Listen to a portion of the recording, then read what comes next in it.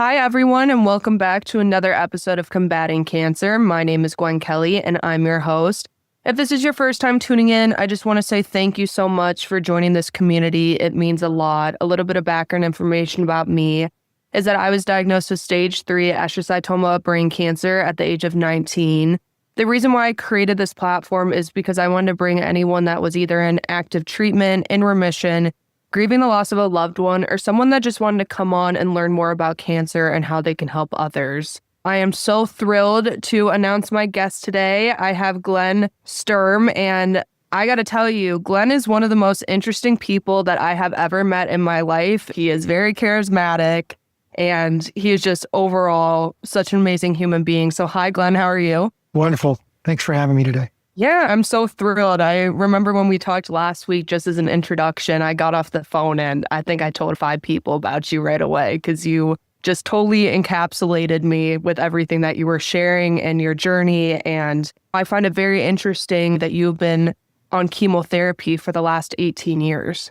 Yeah, 18 years, 6,300 days of oral chemo and 610 days of IV chemo. The 6,000 is the big one. I thought my 30 days of radiation and about 60 days of chemotherapy while I was going through treatment was tough. So I just cannot even imagine having those statistics like you.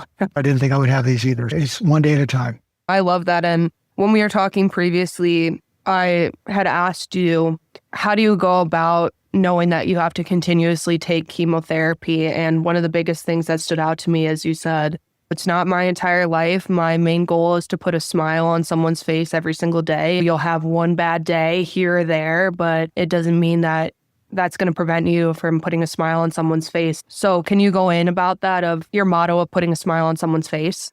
I wish I could take credit for it, but when I first was diagnosed, it was total shock. So I started reading as much as I could read, and today I just research as much as I can research.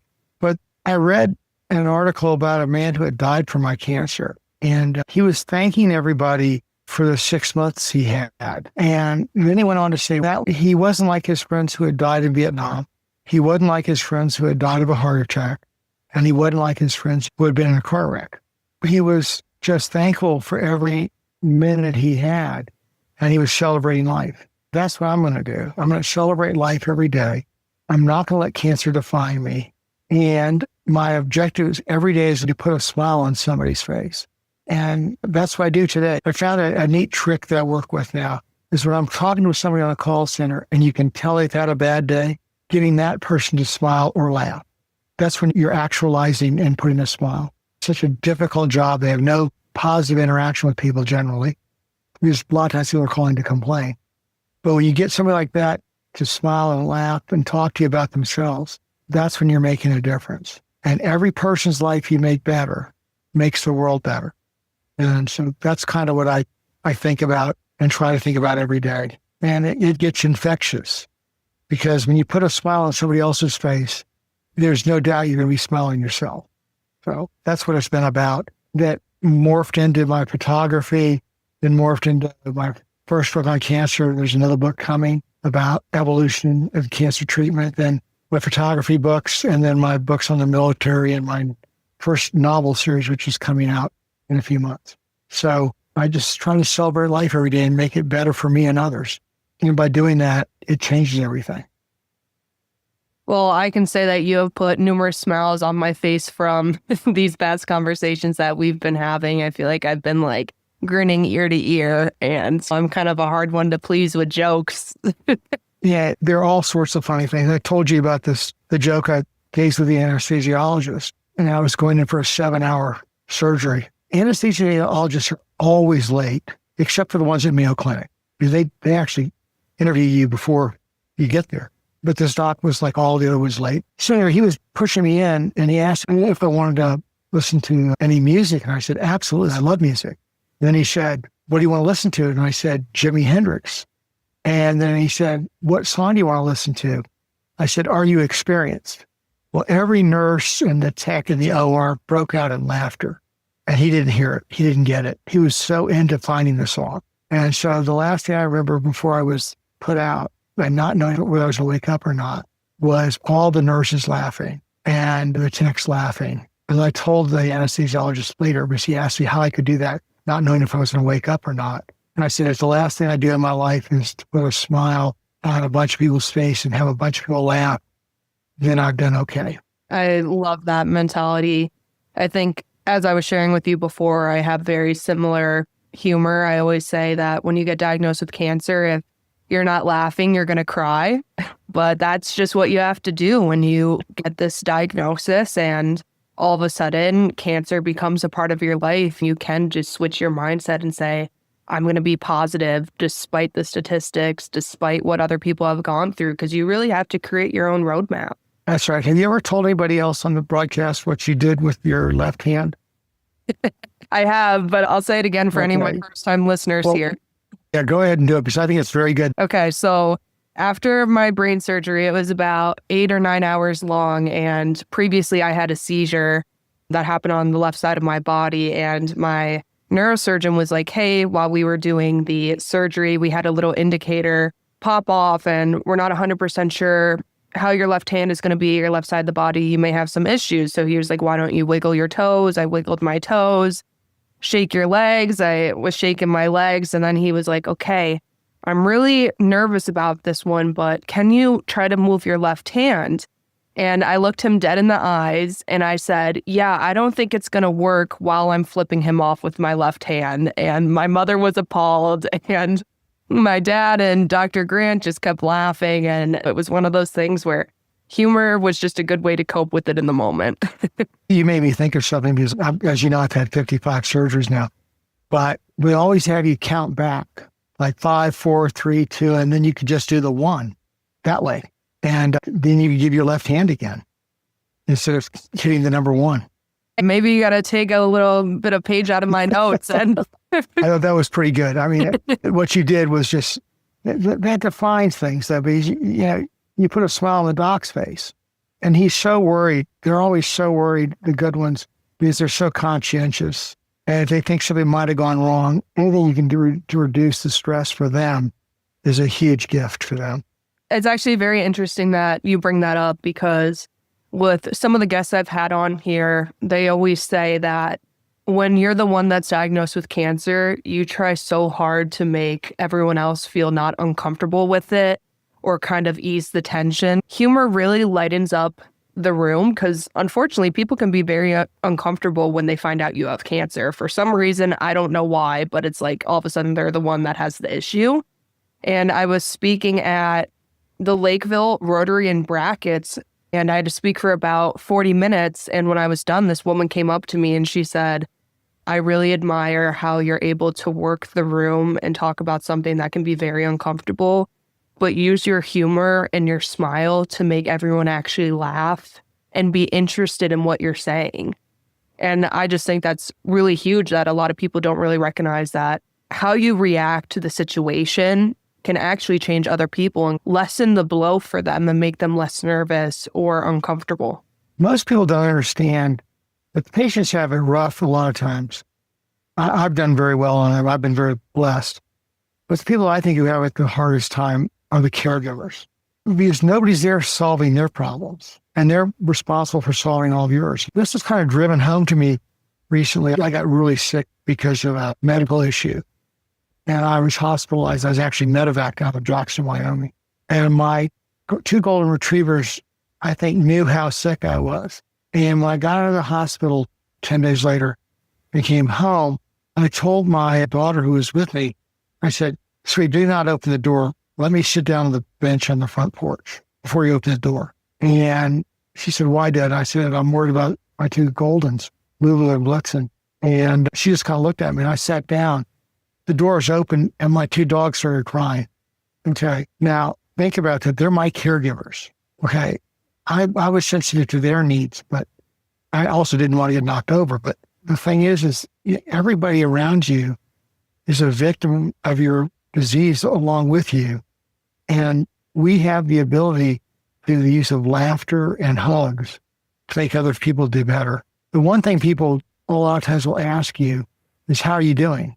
And the one thing I've learned is that's not a question. That's an introduction or a greeting, because they really don't want to know. Most people don't want to know how you're doing. But if you tell them the truth, if it's not great, it's very awkward for them. If you just approach it as a greeting, everything's fine. Have you ever noticed that? Yeah, that makes me laugh. I actually saw something online the other day where it was kind of an internet meme, and it was of this woman being like, how are you doing in the grocery store? And the man goes, okay, well, I just got divorced and I can't pay my rent. And she's just like, I thought you were going to say I'm doing well. How are you? So it's really a fit answer when people ask that, because you don't really want to know. You just hope that people say good, because when you actually respond back and be like, hey, you know, I'm actually not having the best day, they're like, well, that wasn't the script that you were supposed to go off of. You were supposed to be like, everything's good. And then we walk past the hallway. And being sensitive to others is not always easy for everybody in these kinds of situations, especially when it's early. And it's one of the reasons why the ancillary services that you get at good institutions, whether they're counselors or navigators or others, are so critical, because you can actually talk to them. The one thing along that line, though, is at Yale, the nurses have an escape room. That's when something really has gone bad for a patient. They don't want the other patients to see it. So they go to the escape room. I don't know what their real term is for it. I should know after 18 years, but they're human too. And doing everything you can to make their lives as good as possible is important. That's the art of listening. And I'll give you an example. My dad was a very young company commander during the Battle of the Bulge in World War II. He was 18 years old, and battalion headquarters was wiped out. And Dad was named the battalion commander as a first lieutenant. I got a new nurse recently. This was about a year ago, not that recent. But she started talking about the military. She knew my military background. And she told me that her dad was a battalion commander who was killed during the Battle of the Bulge. So I said, is this your married name, or, what's your maiden name? And she gave it to me and everything else. That afternoon, while I was still in the hospital, there's a book called the Green Book, which is the U.S. Army History of World War II. And I just had a feeling that somehow we had connected before, some way. I looked it up, and her dad was my dad's battalion commander when he was killed, and my dad took over. So that day, I spent some time getting an original copy of the Green Book with all the maps and everything else. And when I came back 2 weeks later from the next round of IV, I gave it to her, and I had marked in the book where it mentioned her dad and what had happened. She cried because she couldn't believe I had listened to her that much. And folks, listening to the people who support you and help you can do amazing things for them. It didn't take me any time to figure that out, because I just happened to be a military historian, and I had a family relation. That doesn't happen very often. But when it does, take the opportunity to say thank you. It's really, really important. I 100% agree with you. And I think that's beautiful. And even just knowing you for about 2 weeks, you have impacted my life tremendously. And I actually want to get into your photography, because it is absolutely amazing. I was just in awe at all of the amazing imageries that you got, and the fact that on our first conversation that you would be willing to donate a piece of your original artwork to the gala that we're hosting on April 18th is just remarkable. Wow. I've really never met someone like you that has fully just been like, how can I help you in any way, without even knowing me that much, just based off of a conversation. And I think that you're a prime example of what all of us should be. Don't give me too much credit. I mean, we all have our faults, but one of the things I try to do at the end of every conversation with somebody and at the end of every phone call is, first off, say thank you for taking the time to talk to me. But the second thing is ask the question, what can I do to help? What can I do to make your day better? And I'm lucky because I've got a whole bunch of pictures. I shoot eclipses all over the world, and wildlife and the landscapes here in Jackson, Wyoming, where Grand Teton National Park and Yellowstone are. I've been given a great piece of cloth to try to capture images on. But just asking somebody and meaning it, what can I do to help? If somebody's had a bad day and you ask that, a lot of them won't even hear you say it, but you said it. But always saying thank you at the end of every phone call, because they've taken the time to talk to you, is an incredible gift you're giving back to the other people, because it means you're showing them respect. You could disagree with somebody completely, but if you show them respect and respect for their ideas, if we would all do that, it'd make the world a better place. Agreed. I want to get into a little bit what we were talking about before, your book that you're currently writing right now, because you and I were saying that it takes a village when you're going through cancer, whether that's just your family and friends around you or your care team. And I want you to be able to share some of that information with our listeners that are going through the cancer process for the first time and don't realize how beneficial other things are out there. Okay, well, this is actually critical. I finished my first novel, which is book one of a 6-book series. And then I had something happen to me last year where I almost died because of some mistakes. And so I decided to research the issue, and I was just shocked at what I found, shocked in a positive way. So I'll give you my experience on this first. As a lawyer doing big deals, you always have teams of lawyers with you, and you have accountants, you have all sorts of specialties. And you need all those people together to get the right answers to do a good job. And so when I started this, I had initially a psychiatrist because of some personal issues for me that had happened, and my mentor had died and my dog had died. And so my GP said I needed a psychiatrist, and I did. Well, it turned out I had narcolepsy and ADD, so I got medicines for those, and that addressed my cancer fatigue syndrome and something called chemobrain, or cancer-related cognitive impairment, CRCI. And those things went away with the medicines I got for that. So I had my own team. There's a gentleman who 40 years ago, he's a psychiatrist / psychologist, and he talks about teams all the time. So I started doing research on it, and it turns out that my cancer, if you have a professional team surrounding you, I have a 70% reduction in the mortality rate for my cancer versus a silo practice. So if you have a team of professionals working together who communicate in a near perfect fashion, you have a 70% reduction in my mortality rate. So I said, okay, that's fine, that's mine.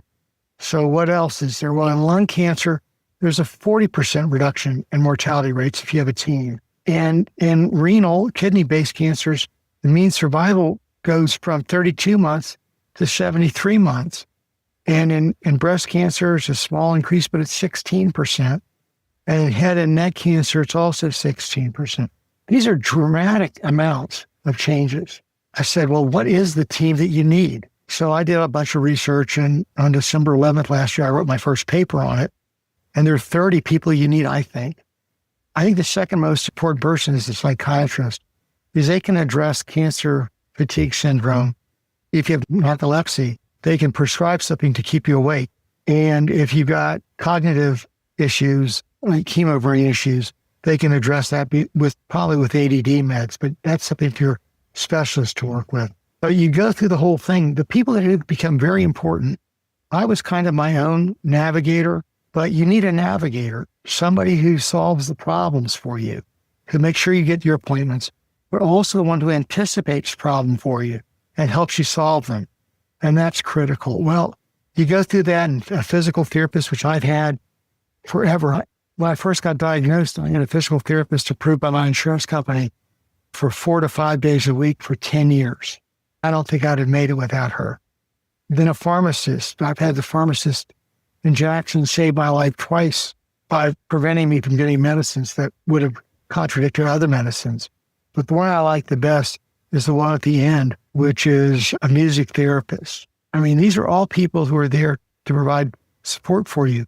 But in the case of my physical therapist, or my sports physiologist, as she likes to call herself more now, she sees me every week now that I'm living in Jackson. And she takes pictures of my back and sends notes to my principal oncologist and other members of the team whenever she sees a change, whether it's a change in my skin, where my cancer presents itself, or my energy levels or something else. Well, that changes everything. And then you've got the professionals who don't read, which are the ones we don't want to talk about a lot, because 99% do. But if you ever are helping somebody and you get the feeling that the physicians or the other folks that are helping aren't reading, are not paying attention, that's a critical issue, because the reduction in mortality rates only happens if there's comprehensive, clear, and nearly perfect communication. But when you reduce somebody's mortality risk by 70%, you know, it's good to ask questions if you don't think they're going to get that 70% benefit. NIH has written about it. I think there's 37 studies involving 56,000 patients where this happens, and they've proven it over and over again. So it's actually, let me get to you right, a 2025 meta-analysis study by Williams and Thompson, which analyzed 179 studies involving 56,187 patients that said that using a multidisciplinary team approach reduced the risk of death in every patient that was studied. How often do doctors say that it will reduce the risk of every patient? Never. So how much would a company be worth if it reduced risk of mortality by 10%? Well, the average is 70. Okay, it'd be hundreds of billions or maybe even $1 trillion. That pill would be worth it. Well, these are just professionals working together and communicating with each other. That's not hard, and we should demand it. So recently I was asked by a friend whose daughter had 25 stage 4 metastatic breast cancer what the best hospital was. It took me quite a bit of time to research it, but it turned out to me that the best hospital in the country for it was the University of San Francisco Medical Center Breast Cancer Department, where they have fully endorsed and embraced this multidisciplinary approach, and their results show it. The results are, quite frankly, stunning to me. I'm not a physician. I'm a reformed lawyer who loves to research, but it is absolutely breathtaking to see the results that they're getting. And all the main hospitals that I'm aware of are starting to talk about these topics. People have asked me for my lists, which are highly footnoted for all the members of the team. And the reason for that is to address the energy issue and the chemo brain issue, because as a cancer patient, if you've got full cognitive function and you have all the energy to do things, it may just be spending more time with your grandchildren or grandparents. It changes your outcome. And I feel that every day. Yeah, I think it's definitely important just to know your options and to advocate for yourself and know that cancer is a terrible disease and there's so much more than just medicine that can prolong our lives, and that you really need to find the people that are right for you and that are going to be your biggest cheerleaders and advocate for you, because they're not going to come and find you. You have to go and find them. My first novel has been put on hold. It's with editors and stuff, but my next book is entitled, I think, More Than Hope, The Compelling Promise of Multidisciplinary Integrated Cancer Care.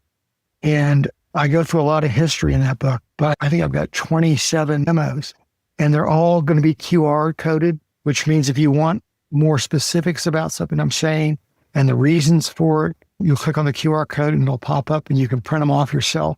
And the only request I have, if you disagree with something, please let me know. Or if your doctor disagrees with me, please let me know. But the one thing that is certain, that is silo-based practices do not get the results, the positive results that we're seeing with multidisciplinary.